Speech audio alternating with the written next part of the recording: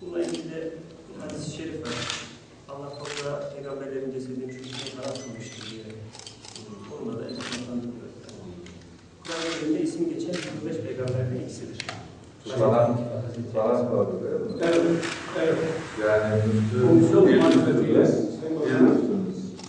içinde yer aldı. Kaymakamımızın içinde yer aldı bir komisyon. Bu komisyon onlar görüyor. Parantez ediyorlar. Kaydediyorlar. Ve ondan sonra mübarek yaşları bu şekilde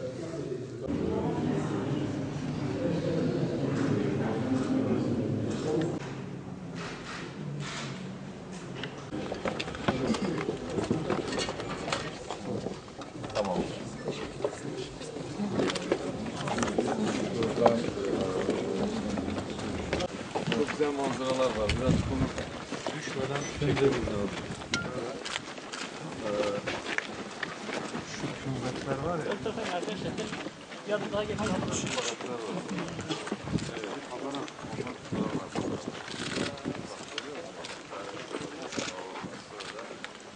Önceden burası Hayır, yok tabii. Derin, vadi. Bu Peygamber kabileleri de aşağıda. Tamam mı?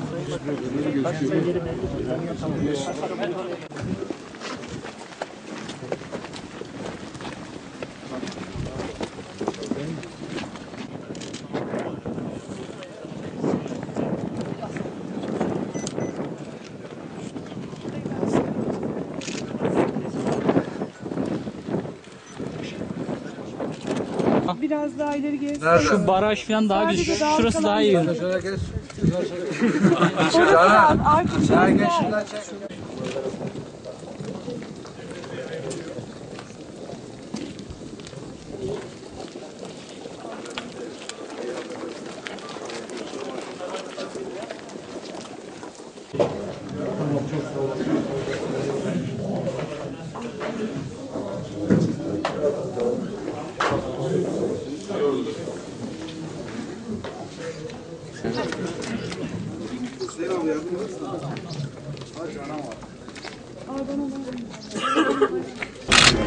Değerli arkadaşlar, TÜPRAŞ'la alakalı özellikle vergi denetimlerinin ve zaman zaman da ulusal markalarla alakalı denetimlerin olduğunu hep beraber biliyoruz.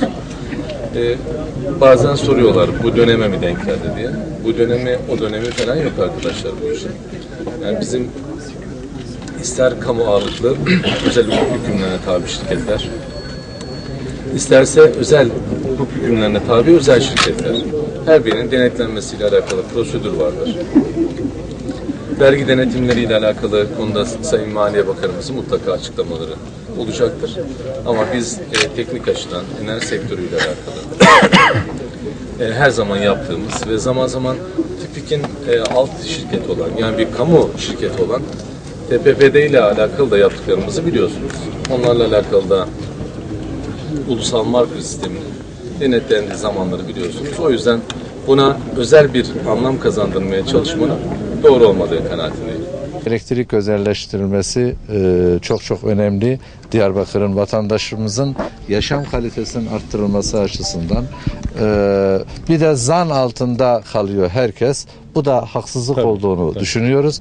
Herkes yanlış yapmıyor. Mutlaka yanlış yapanlar her yerde var. Burada da olabilir. Ama herkes yanlış yapmıyor. Herkesi elektrik üzerinden zan altında bırakmak da doğru değildir. Dolayısıyla bu süreçte bunu özelleştirmeyle alan firmanın da dün bir takım burada beyanatları oldu. Süreler verildi, bir takım işte faiz kolaylıklar sağlandı ödemelerde vesaire. Bunların hepsi çok olumlu. Umuyoruz ki bu özelleştirme uygulaması da bölgemizin hem vatandaşımızın yaşam kalitesine olumlu etkisi olur, hem de diğer sektörlerin bundan olumsuz etkilenmesi de engellenmiş olur. Çünkü bu işin bir de mağdur vatandaş tarafı var. Evinde işte buzdolabı yanıyor, televizyon yanıyor, bilmem elektronik aygıtları zarar görüyordu bu uygulamalardan ötürü. Şimdi bunların hepsi inşallah bu vesileyle yerine girecek. Ben hem emeği geçen Maliye Bakanımıza, Enerji Bakanımıza çok büyük gerçekte katkıları, destekleri oldu. Ben de bir Diyarbakırlı hemşehriniz olarak çok teşekkür ediyorum onlara. Sağ olun. Hayırlı olsun. Hayırlı günler.